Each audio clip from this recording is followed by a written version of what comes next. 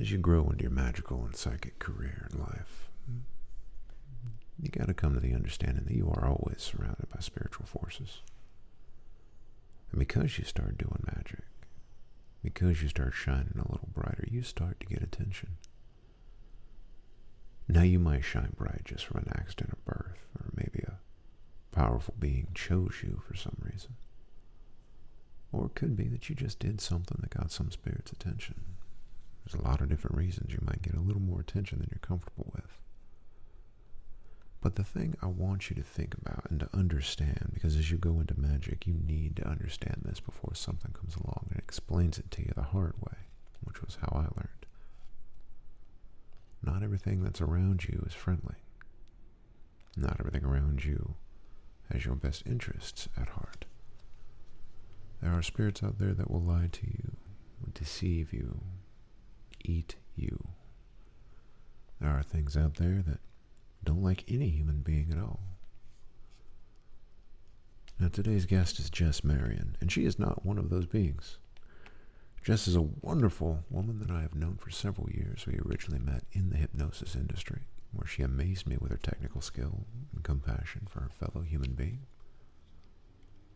And over the past few years, Jess has started to offer services like entity removal, shamanic journeys, plant medicine journeys. I'm not going to go too deep into what she offers. I want to let her discuss that in the interview. But this was definitely a fascinating interview, not just because of the subject matter covered and the differences in Jess's and mine's approach to magic and to life, but also because this was the second interview we've done.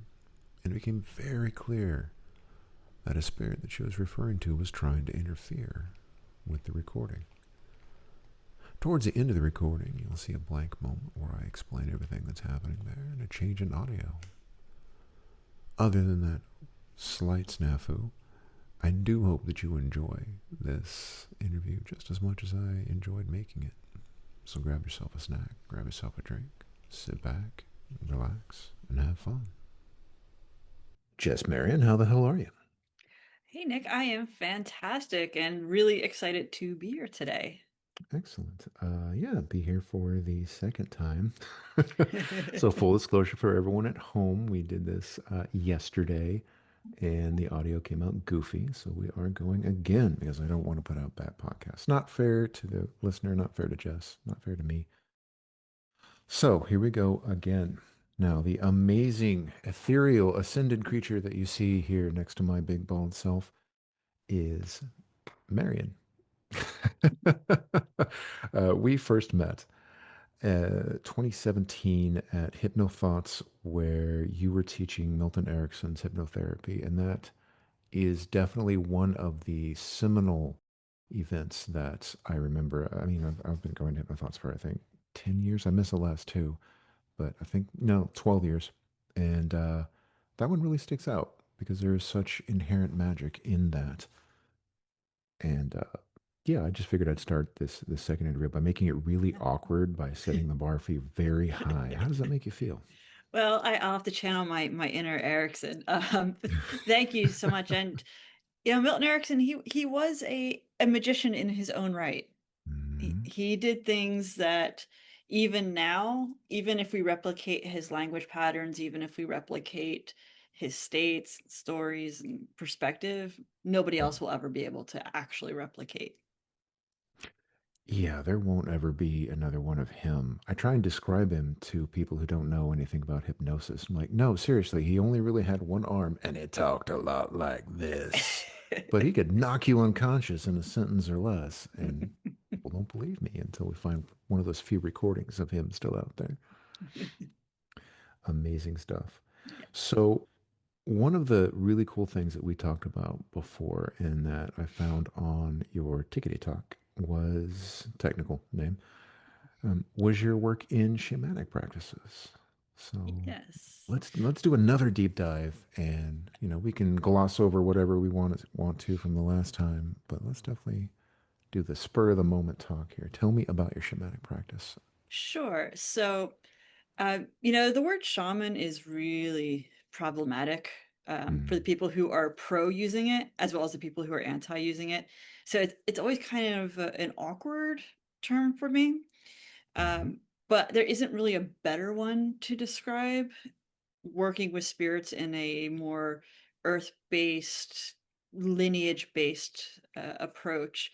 For myself, I consider myself actually more of a mystic than a shaman, but I'll use Okay. shaman because it communicates a certain type of spirit work and energy practice. I actually I have sensed spirits for as long as I can remember.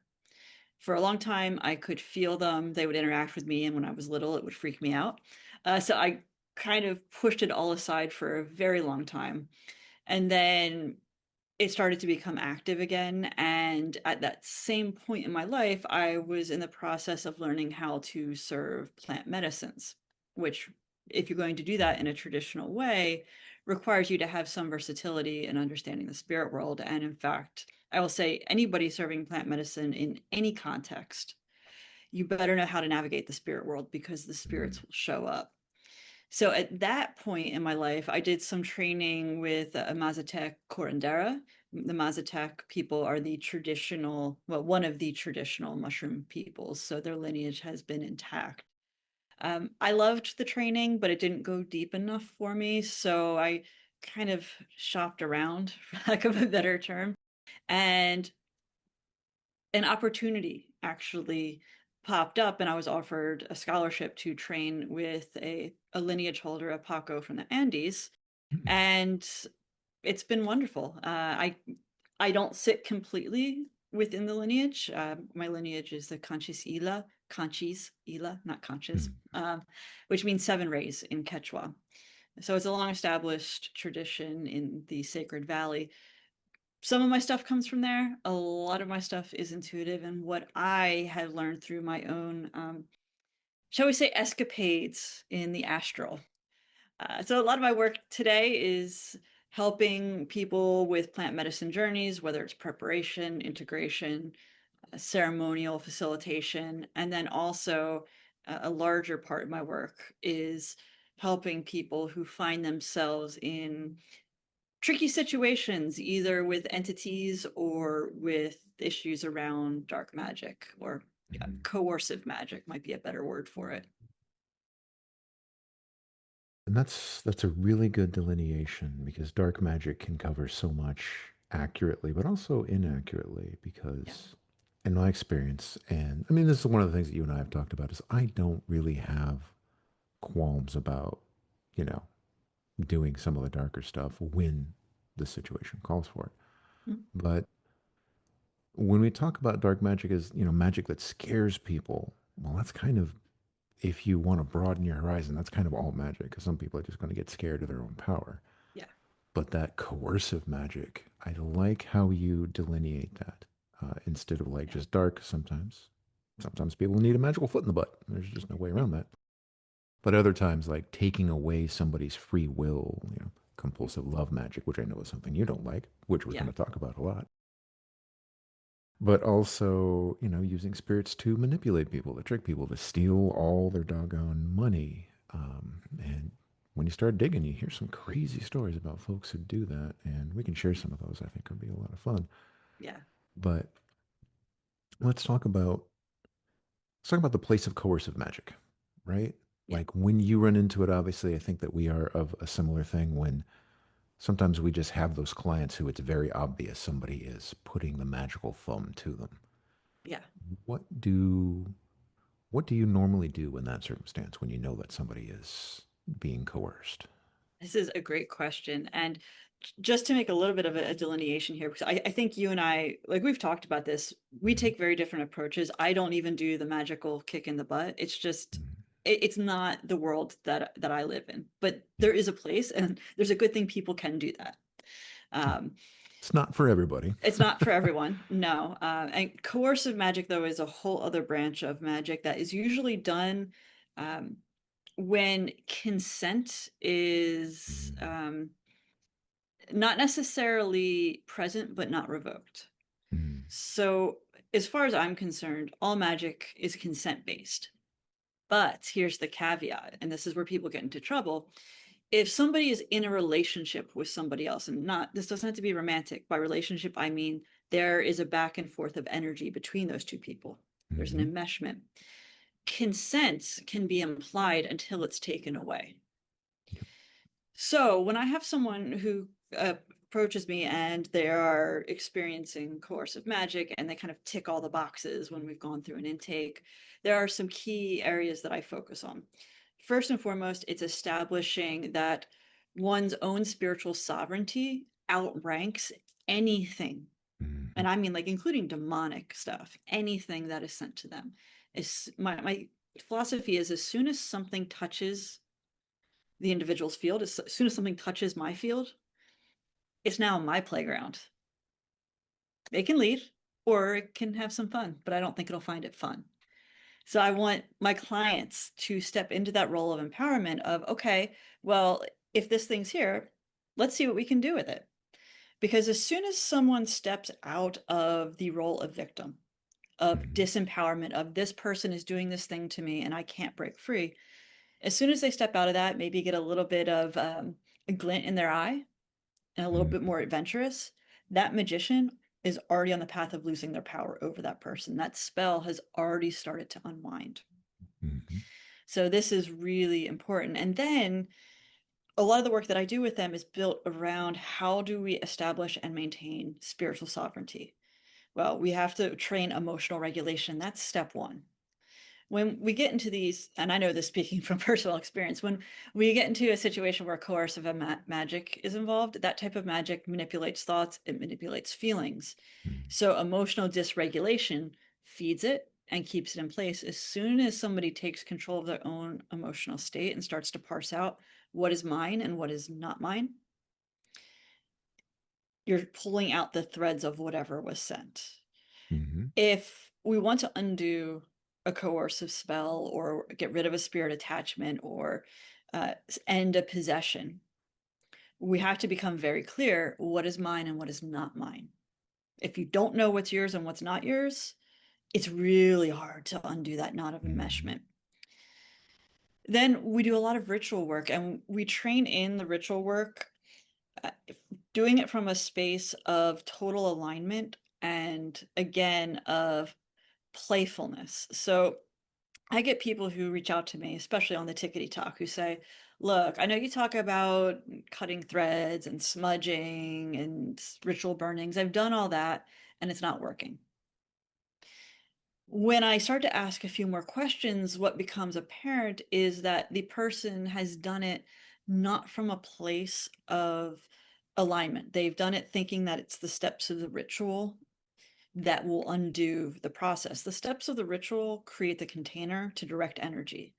But if the energy is already scattered, it's really hard to gather it up and direct it. So we work on that. I like to call it, if you've done trainings with me, other people have done trainings with me. We used to call it like the hypnotist state or the coaching state. Mm-hmm. I call this the magician state. And to get into it, you talked about it too in the sigils class, and the way that I teach people to get into it is the same as I teach the coaching state. It's peripheral vision. Mm-hmm. You get somebody in a peripheral vision, you get them centered in now, you start to build coherence in their energy field. Coercive magic, one way to think about it is distortion and um, incoherence in the energy field. As soon as you start to create coherence, whatever sent is um, no longer matches the frequency. Not to sound too new agey, but hey. And again, it starts to make your field or the person's field inhospitable to Mm-hmm. whatever was sent. And in the Indian lineage that I'm initiated in, they're kind of rule breakers. They are not liked by some of the more traditional Karo lineages because we don't like a lot of rules around ritual. So Mm-hmm. we'll have a ritual structure. We have some understandings, principles, but how you engage in ritual is first to engage with it as sacred play. As soon as you act as a child playing, then it's really difficult for rituals to go awry. It's really difficult for negative things to come up because you're creating a very different energetic container for it. And of course, there are some structures, some rules to this sacred play Mm-hmm. because there is a safety component. but playfulness, fun, a bit of an East Coast attitude always helps with these things. Like, you want to fuck around, you're about to find out. Yep. Um, and by find out, I don't personally, I don't retaliate against people who send stuff. I don't teach my clients to do that. There's a time and place for things like return to sender. Hmm. There's, in my mind, a very specific time and place where I'll use it. But it's always used within the understanding of that can continue enmeshment. So it Hmm. becomes, you weigh like what's the most immediate issue right here. So it's about the client, it's getting them out of that enmeshment with the person who cast it or who sent it, and then reclaiming themselves, tapping into also the upper world, the higher astral planes, tapping into their own spiritual protections, which we all Hmm. have. As soon as you can get someone to align with the upper world, which is like in shaman terms, the upper astral planes, heaven, Yeah. whatever you want to call it, you now tap into frequencies where things like demons, it's just not even a question. So there's two meta states that undo a lot of this stuff really fast, especially in like Hmm. non-possession cases. That is genuine love. So like altruistic agape love, which comes from the upper worlds, love as an energy, Hmm. and genuine laughter. If you can get someone laughing, Yep. that is like poison, especially to intelligent parasites. Hmm. Yeah, laughter's huge in a lot of chaos magic too. A Yeah. lot of times because it is one of those things. It is a physiological and emotional response that can be accessed in any state. You can sad laugh, happy laugh, crying laugh. That laughter can and will undo a lot of stuff. It's not the best first light, like, if the demon jumps out from under your bed, don't just start laughing immediately, but it should be in part of your recovery repertoire, certainly. I'm sorry, I totally Unless you know jumped what in. you're doing. That's true. I mean, once you get to a certain point, yeah, feel free to Yeah. laugh in the faces of evil, but, practice to get there first. Yeah, yeah, definitely practice. Yeah. I feel like I stepped on what you were saying. I apologize. No, no, we can keep Yeah. going. Okay, cool. I lost where I was going anyway.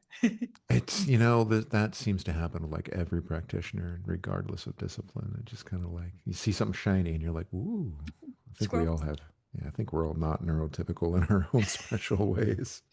Yeah.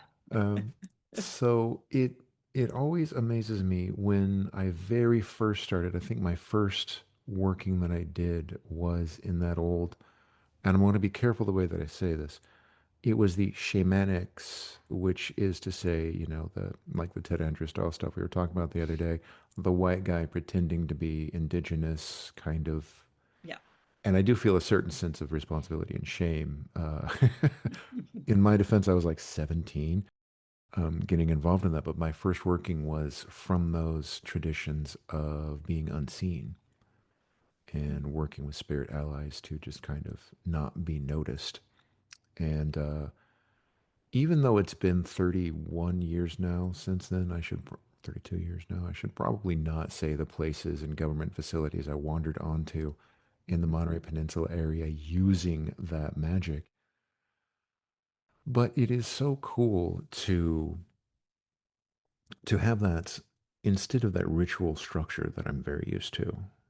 I don't do grimoire magic, but I do ritual structures with Hecate and the Olympians, where you have a tried and true set of engagement rules, but your approach feels so much more organic and so much. I don't know. There's a certain flow and flavor to it that has a different vibe, and that's always something that I find really amazing to find people who are skilled to work with in it.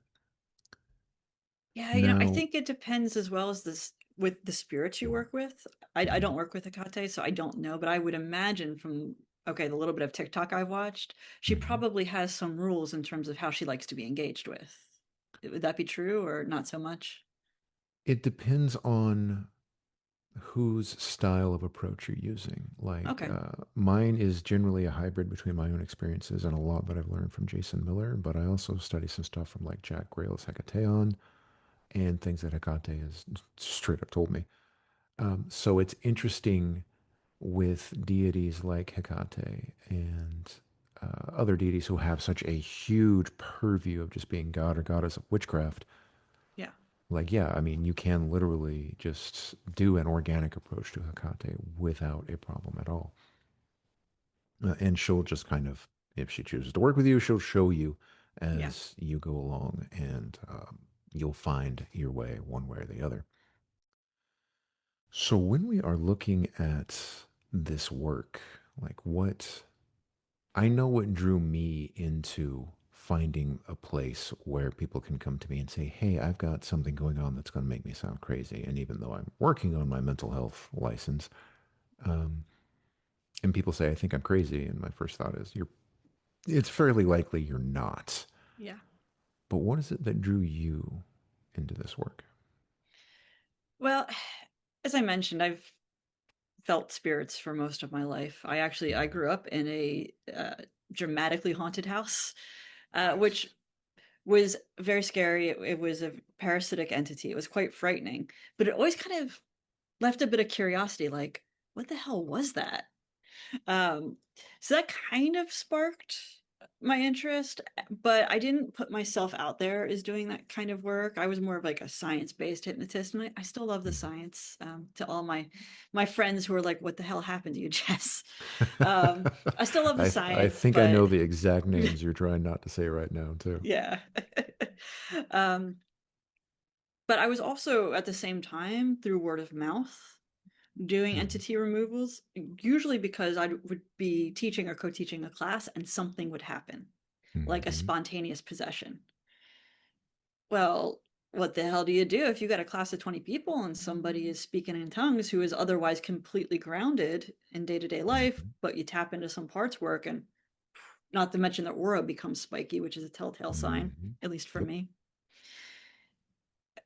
I had to do something. And I found that I was pretty okay at it. And I had a client, this was one of my first ever hypnotherapy clients back in like 2010.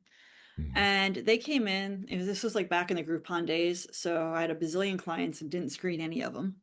Oof. Yeah, it was, I learned some great lessons. We all make that mistake when we're starting out, Yeah. really. Yeah. But I had a guy come in who was coming to see me for anxiety, a nice guy. It just seemed like general stuff, like no, there was no big like trauma or anything like that. We're talking, and as I'm doing the intake, I can feel something up above me on my left shoulder. Mhm. And I'm kind of feeling into it, and it feels malevolent. And I'm like, this has got to be in my imagination. Because again, the spirit work was not on my map at that time. Like, this has got to be in my imagination. So we're Mhm. talking, we're talking. It's still there. I'm like, I'm just going to ignore it.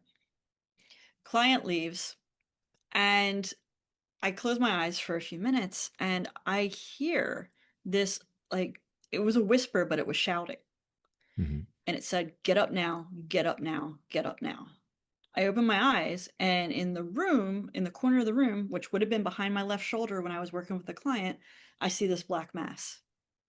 Mm. So I didn't know what to do. I was like, okay, I'm just going to imagine light going at it and say some mantras. It disappeared.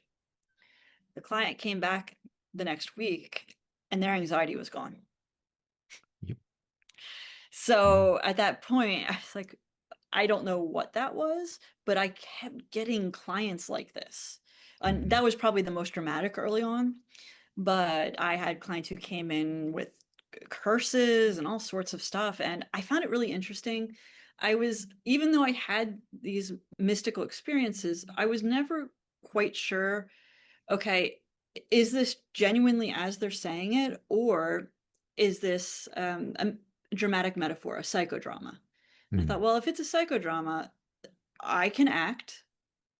We're going to act as if and see what happens. And like 9 times out of 10, it would work. So, and then there would be extra confirmations from the field. Like I'd have a client come in and stuff would start falling off the shelf and things like that. And it was like, Mhm. okay, this is not just drama. This is something bigger going on. It's funny. There's something I will always argue that hypnosis is magic, and Yes. I have definitely argued with some big names that we both know about this fact. Um, there's something amazing that happens when you use hypnosis. In fact, one of the actually the first time I was telling you a story the other day, the first time I found out I was a channel was because I found out because a spirit figured it out before I did. Well, it didn't go well.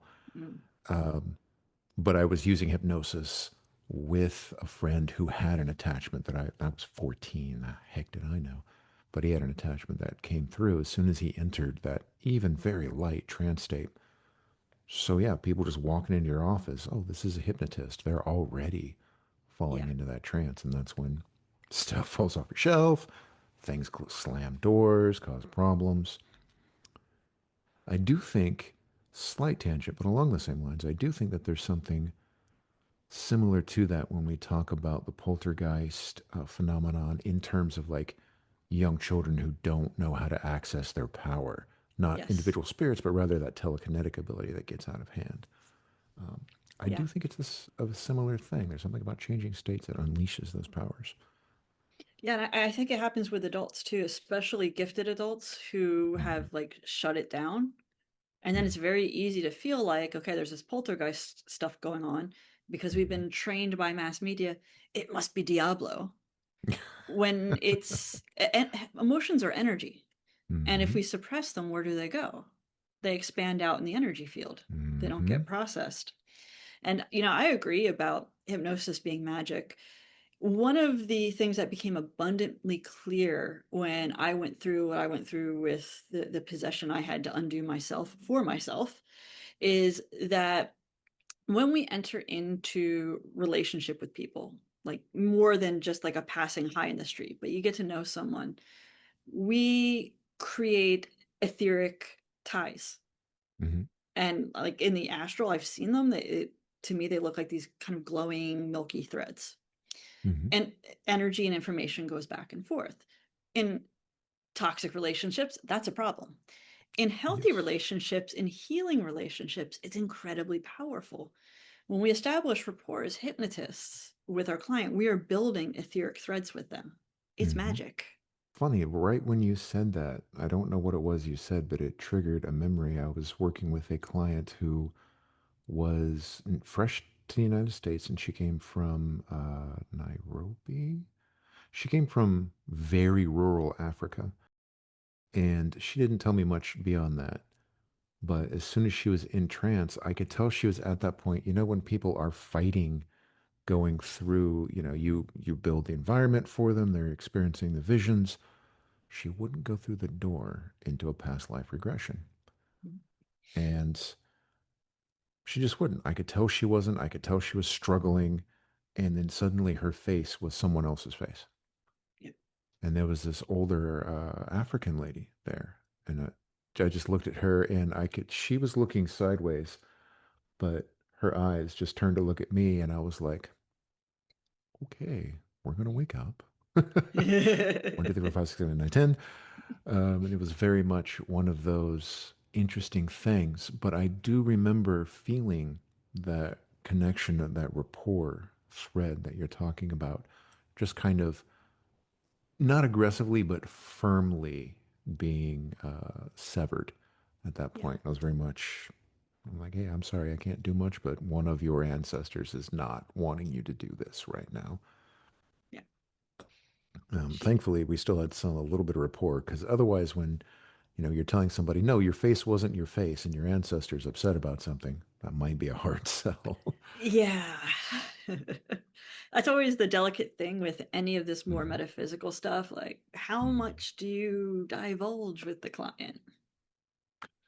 It's it's very tricky, especially as I've been branching out now more and more with like tarot and I like tarot. I'm learning the playing card divination and of course there's the intuitive psychic stuff. But there's always the question of are they ready to hear this? Yeah. Like when I've had clients where I'm working with the emotional stuff and they'll tell me about problems at home. And then in the back of my head, one of my guides is just like, his wife is cheating on him. And I'm like, Yeah. I can't tell him that. He's not paying me to tell him that. She's like, but at the same point in time, I have an obligation to this person's healing. So, Yeah. I have to kind of gently navigate and see if they're receptive to that thought. But yeah, it's a weird tightrope to walk. And when we circle back to, the entity removal and stuff, Mhm. which we wandered away from for a minute for a wonderful side conversation. Yeah. What is the when we look at the connections of rapport, those threads that you were talking about between people, Mhm. how do you perceive those threads between an entity that's attached and the person there? Because I think there's a lot of wisdom in how the mind actually presents that people can use. Yeah, so I would imagine it depends on the type of entity. Mhm. When I have encountered parasitic entities, so these are like they're lower astral bullies. Sometimes they Mhm. have intelligence, sometimes they don't. They're kind of like astral viruses. Uh, Mhm. they look like black jellyfish, and those tentacles get into all different aspects of someone's Mhm. life. Um, so that's thoughts, that's emotions, that's physical health, that's the energetic field, beliefs. And the parasites they feed on attention, they feed on emotion, they feed on disempowerment, they feed on chaos. They're opportunistic, they're gross, they can be an absolute pain in the ass to get rid of. It can take a long time. But ultimately, they can be handled, and if handled intelligently, not inherently dangerous.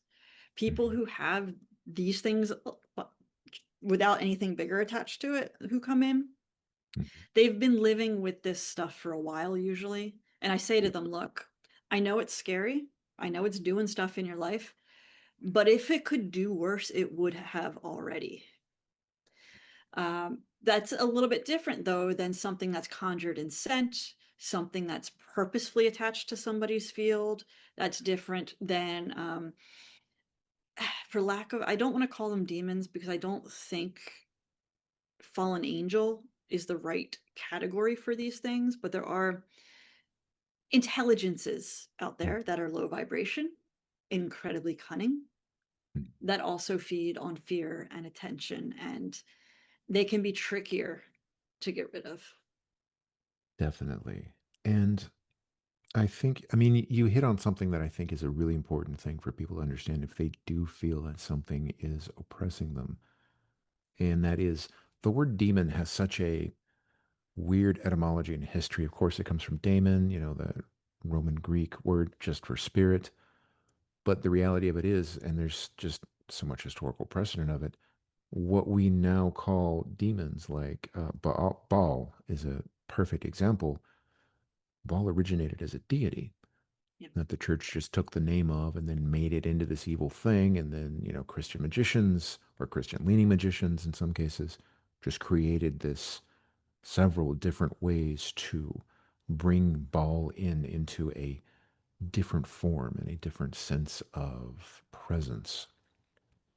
So it's important for people to really understand the word demon has gotten such a ridiculous rap, and these paranormal investigators, I think, have made things so much worse through their TV shows. And we we talked about that a little bit, and I think it's Yep. it's worth mentioning again. It trains people to be afraid of a concept that is ill-formed, but formed for specific purposes to spread fear. Yeah. And yeah, yeah, go ahead. Sorry. It's incredibly disempowering. Hmm. So you see this a lot, mimics on social media. Any like Yeah. video of a mimic, Hmm. it's a demon, it's the devil. Okay, like it might be in some instances one of these higher intelligence, lower vibration, psychopathic entities. Sure. Hmm. Sometimes it's not. Sometimes it's gaps in reality, replaying loops. Hmm. I experienced a mimic for myself one time, and it was when the coercive magic that I was subjected to, when it was unwinding, one of these little like breadcrumbs of chaos mimicked a voice of somebody I knew one time, Hmm. and then it knocked over a can on the table. Jeez. Guess what? Like if I would have gone like, oh my god, it's a demon, that would have, whatever that little Hmm. energetic pocket was, that fear would have amped it up and turned it into Hmm. something much bigger and more Yeah. dangerous than, all right, go away.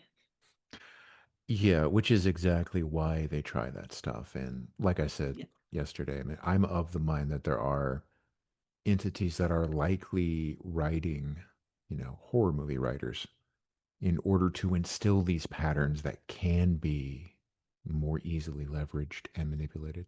I am a little bit of a Yeah. conspiracy theorist in that sense, but it makes sense. Um, and when we look at how people tend to react, we see that, or excuse me, not how people react, how people experience things like the beginning of, spirit attachment, obsession leading to possession. We see a pretty concrete pattern that leverages that. They usually, at least in my experience, I can't speak for anyone else, they begin with the whole, oh, you don't need a ritual. You don't need a protective circle. You don't need an Yep. experienced practitioner. You can probably just conquer spirits through sheer will alone.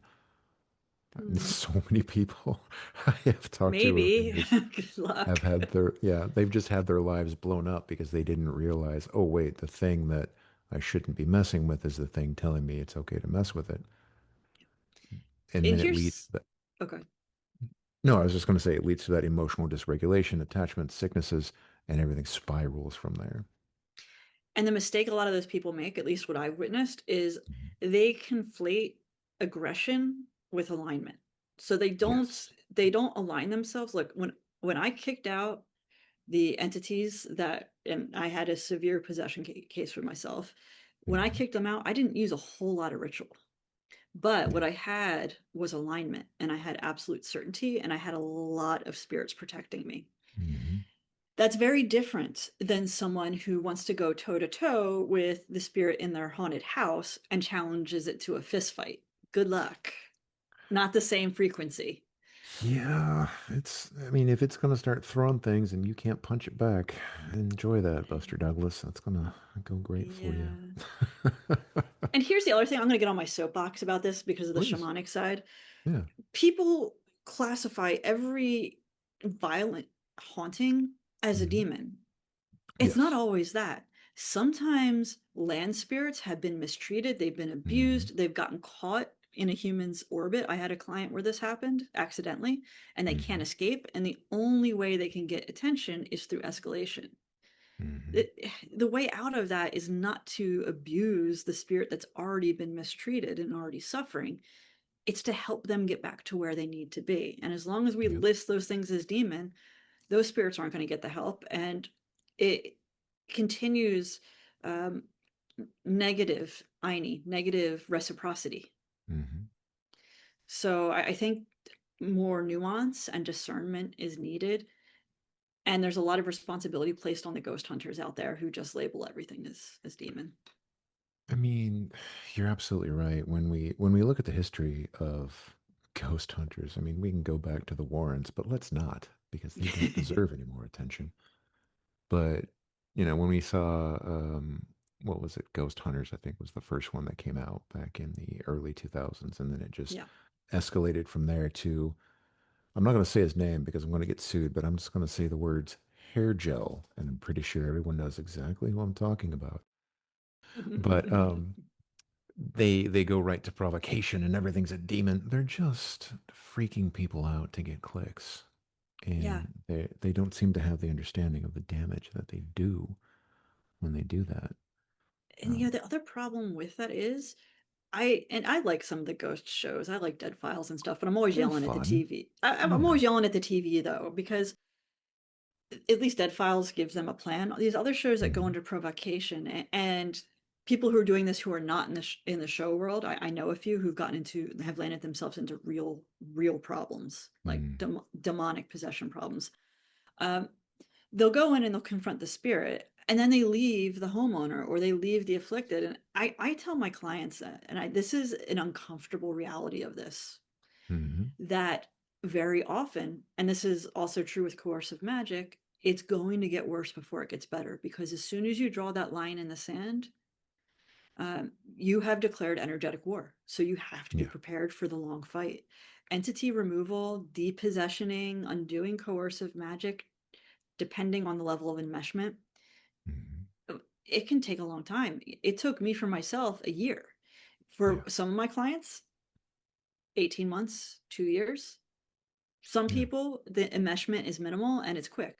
But as soon as you draw that line in the sand to say, I'm not going to go with this distorted program anymore, that distortion is going to fight tooth and nail to keep the Mhm. person. I mean, you're taking food away from it. So, Yep. yeah, obviously it's going to, scrap for it. Are you comfortable talking about what you went through? Sure. So I had some experiences. I won't go into the intimate details of what led up to this, Hmm. um, but I had discovered at some point in my um, not too distant past that I had what I believe to be servitors left in my field, as well as a pathway that a very dark entity was using, was traveling between me and someone else. This was not something that I called in. I do believe that it was done to me. Hmm. And it was dramatic. It was scary. At some point, it felt like to me, it also involved very targeted magic in real time. And I had some signs to confirm that. And basically, I had to fight for my life. At one point, I thought I might actually physically die. I had to fight for my sanity. I was shown visions of hell. Hmm. And it's not what people think it is, by the way. It's not pitchforks and fire. It's something far more disturbing.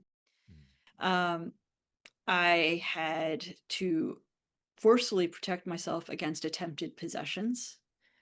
I could actually feel something try to possess me, which was a bit of a trip, to put that lightly. Hmm. And I also fought a war that felt cosmic. I encountered beings of light. I encountered the upper world. I encountered what we would call in English angels. My crown chakra opened and I felt a flood of divine energy. Hmm.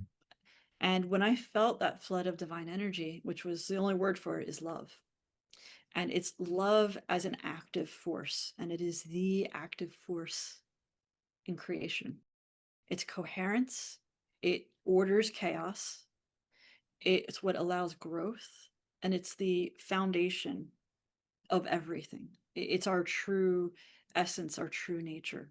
And Hmm. we're always connected to it. It's just our filters either don't let us perceive it because life is dense, and then some people do feel it, but then choose to ignore it. It was a long process. It took a lot of stamina because once I was separated from the main structure of whatever it was I was plugged into, and again, I have some ideas, but I won't speculate. Once I separated out from that, I had to go through a long process of healing the trauma of that experience because the trauma of that experience could feed future experiences, by the way. It becomes very Hmm. fractal. Yeah. I had to come to terms with the betrayal. I had to come to terms with how close I had actually come to unraveling. I had to come to terms with the fact that my spiritual innocence was gone. It was taken from me. I Hmm. could no longer live in a world of ignorance. I've seen both sides of the veil. I've walked with one foot in this world and one foot in the next. And ultimately, it was one of the most profound life altering experiences I think a person could have. Hmm.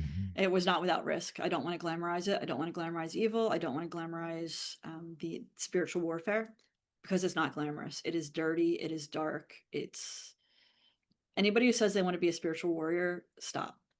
Just stop. No, you don't. I promise you don't. Um, I but I it, run into those kids every now and then who make that claim, and I've met them several times in my life. And caveat: I'm not Christian. Will never be Christian again. I'll respect Christ and Jehovah, but I don't follow that way.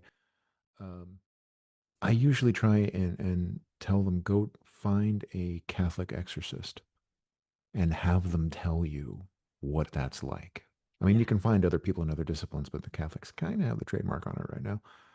yeah, And seeing the look in an exorcist's eyes when they tell you what happened, it's like no wonder these people who do this work are usually connected with deities of some sort yeah. because you need that connection and that faith to kind of guide you through that. I apologize for stepping on what you were saying. No, not at all. I totally agree. And I kind of smirk. I'm like, you know what? You want to shout in your deity's name, get behind me, Mhm. Satan? Good, but Mhm. that's not spiritual warfare. Yeah. This is something very different. The stakes were incredibly high. Mhm. And that's kind of what I can say about it. And the reward, though, for having come through it, would I ever want to do that again? No. Eh, Can I say that it hasn't shaped me in ways that are profoundly good? I also can't say that that is not truth, because that's the truth it has. And we Yeah. were we were talking yesterday about the dweller on the threshold, which a lot of people in the analytical circles, especially like Jungian analysis, maybe less Jungians, but still inspired by. They love to say that it's metaphorical and psychological. Oh, you have to face what's in your past. Yeah, sure, okay, that's true, Yeah. but it is a very real thing. Yeah. And everybody who wants to make magic in whatever discipline a part of their life and become magical, which is just kind of this different thought that's entered my mind in life recently. Instead of doing magic, become magical. Yeah. You're going to reach that bottleneck where you will not have a choice because you've opened way too many doors and something was standing on the other side of one, and now you have to deal with it or you are going to end up destroyed. Yeah. And sometimes it's because some goofball sent something at you. So I'm damn glad that you got through what you went through. And it is fascinating to see somebody who went into it coherent and already skilled with a healing discipline, um, and able to, go through it the way that you went through it with the grace and the aplomb that you have. Well, thank you. It helped to have like basic state regulation skills, Mhm. because the things that were trying to influence my field tried every lever possible to create insanity, to create fear, Mhm. to create panic, and I had to go. I'm not going down that road. If it could kill me, it would have already done it. Mhm. So at least for the entities, that there was another instance that I feel was more targeted, that had real implications. But again, if I would have Mhm. panicked in that situation, it would not have been good. And the other thing I think that really got me through, aside from the spirit alliances that I had, that I didn't even know I had at that point, there were two things that pulled me through. The first is absolute alignment with, I, I don't care what you want to call it, God, divine source, beloved Mhm. creator, whatever that bigger thing is that we're all connected to. That I believe, like all the different deities manifest out of, like fractals. Mhm. That's just my view. My absolute alignment with that kept me from a very, very bad outcome. If I didn't have Mhm. that, it would have probably not ended up so good. Um, the other thing is, I am both stubborn and can be a little bit petty. So as soon as I realized what had happened, look, I went to the school of FAFO with a degree in Try Me. So I thought, well, I'm going to get rid of this. It's just a question of how long and what is it going to take. It was Mhm. never a question of, am I going to get rid of this? It was never a question of, what if I can't do this? It was always a question of, what's the most direct way of getting rid of this that doesn't further enmesh me with the individual I believed Mhm. responsible?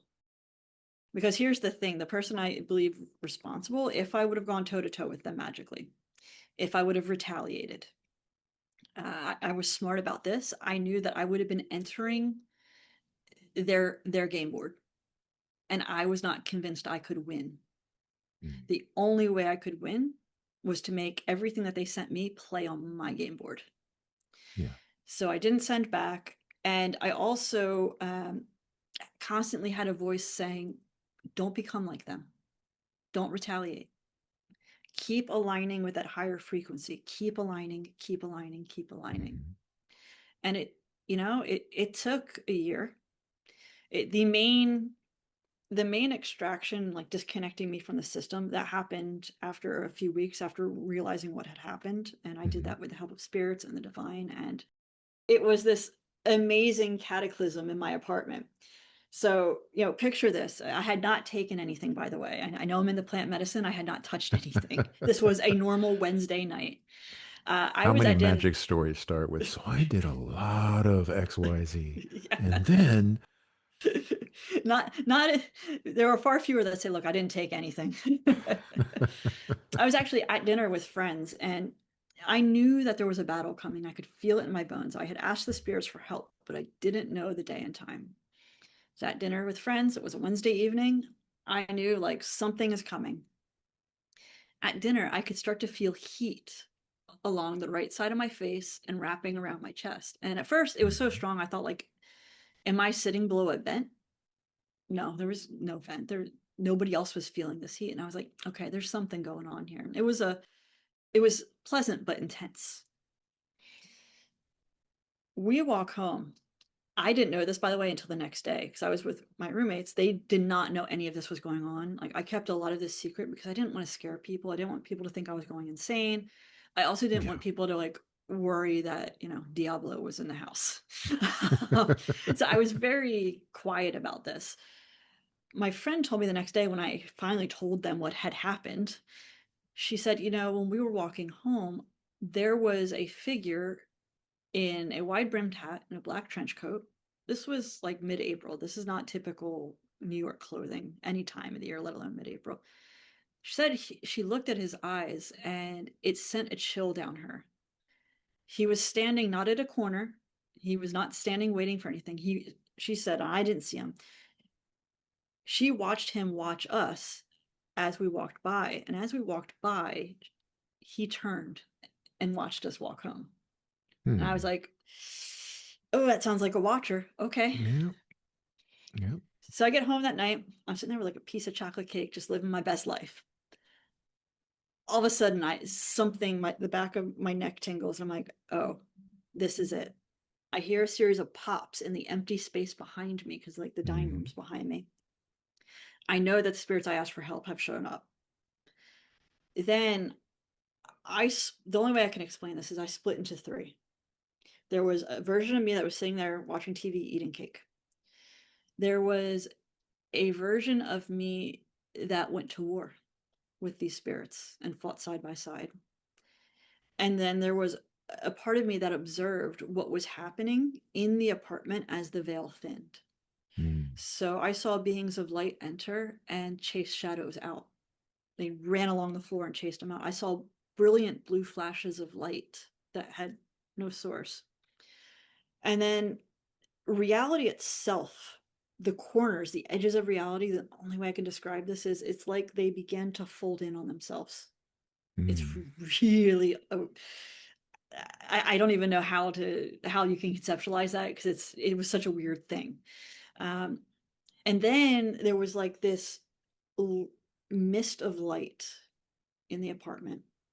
I felt a very intense pain on my left side of my head behind the ear, right along that neckline. Mhm. It was about the size of like I don't know, like a quarter or silver dollar or something. And it felt like something was first pressing in, like a thumb, and then it was pulled out. And that's when my crown opened and I had the flood of divine light and then didn't sleep the entire night because there were flashes of light continuing. I saw all sorts of other interesting things, by the way. And I just had this absolute bliss. And I spent the next 3 days with walking between worlds. I had one foot in this world, one foot in the other side of the veil. Reality was very permeable. I probably did the best change work of my life, by the way, for those clients. Nice. Um, and then I didn't know it. I thought that that was kind of the conclusion of this. That was shots fired. That Mhm. that first night was my declaration of war. That was my stand. And over the next 8 weeks, what had been extracted was not removed from the outer edges of my field. It Mhm. couldn't get in anymore, but it was still there. And I think the spirit world, I think the upper world left it there because I needed to learn how to do this. They could have taken it away, but then I wouldn't be who I am today. Yeah. I spent 8 weeks in the underworld. I had to get really honest with myself about all of the emotional leverage points that the person in question had in my life, all of the influence they had enacted over the years that we had been connected, and I had to undo it while also smudging, doing ritual burnings. I got my guides gave me the name of the entity. I burned it, well, at least one of the entities. And then I had to go, I went toe to toe with it, and it was. Hey, Nick here. Sorry for the interruption.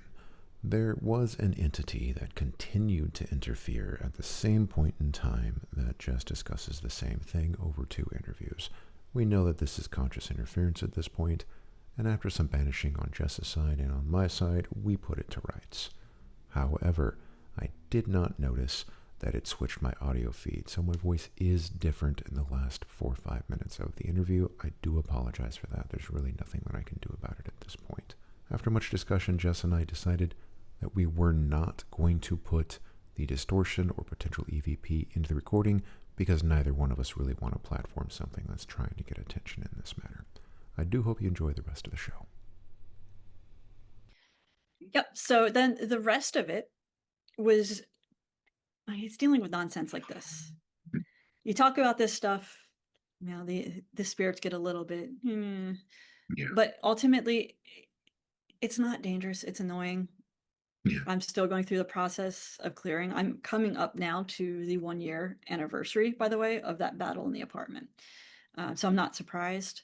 And I think this is something that a lot of people need to know. You do the banishing, you do the healing, you do the exorcism. That creates the liberation. That creates the freedom. That doesn't mean, though, that the spirits don't still try to fuck around, honestly. So the thing here is to not be afraid, not feed it, tell it what's what. And, one day it'll unwind completely in the right time. Yeah, and that is a very fundamental lesson that I think people in that situation need to understand. As Americans, we always want, like, the immediate result in everything. Of course, why not our spirituality too? But when we're talking about things that exist on the etheric and then on the astral and then the upper lower realms, all the different ways that humans exist, all the different entanglements that we have to undo, it's a thought that's kind of been circling in my head is that I think that we would benefit strongly from having classes that just taught people to recognize when something is first beginning those processes. When you have those moments when you're like, man, why did I actually think that? Why did I do that? That's not in my character. And then you start to have to backtrack and then just start from that purely psychological place of that's not me. I'm going to start course correcting my behavior.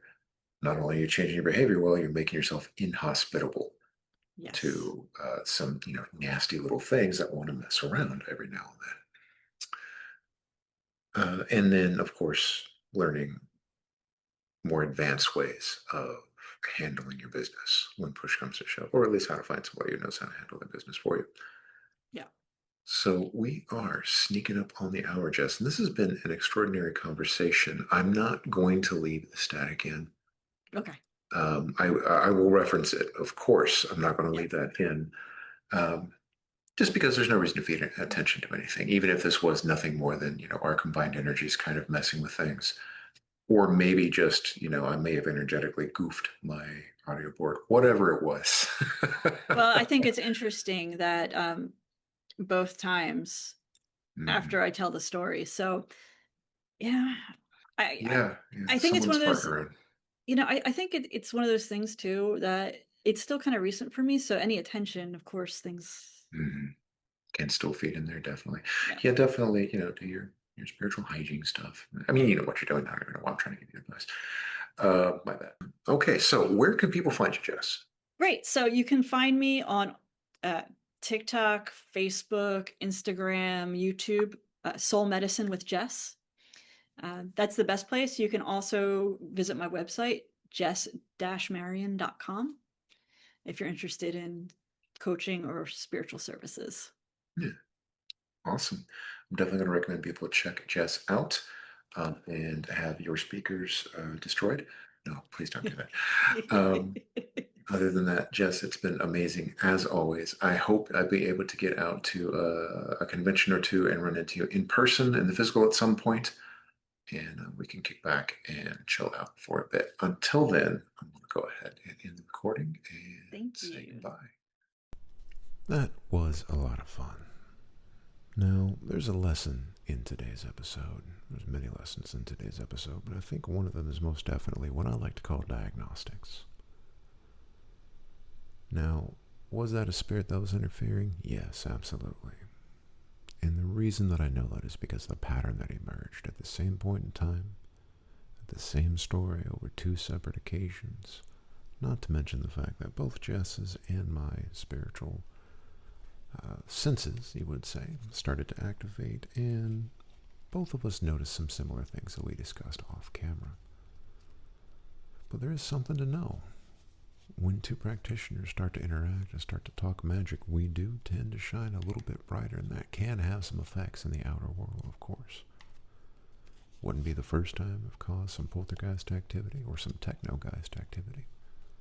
Probably won't be the last. Now, as you saw, Jess is an amazing person to work with and get to know, so I definitely recommend finding her on TikTok at Soul Medicine with Jess, or jess-marion.com, like she said in the interview. I'll put the links below. If you want to work with me in a hypnotic or magical capacity, you can find me at liberationhypnosis.com. Other than that, I look forward to seeing you in the next recording. Bye for now.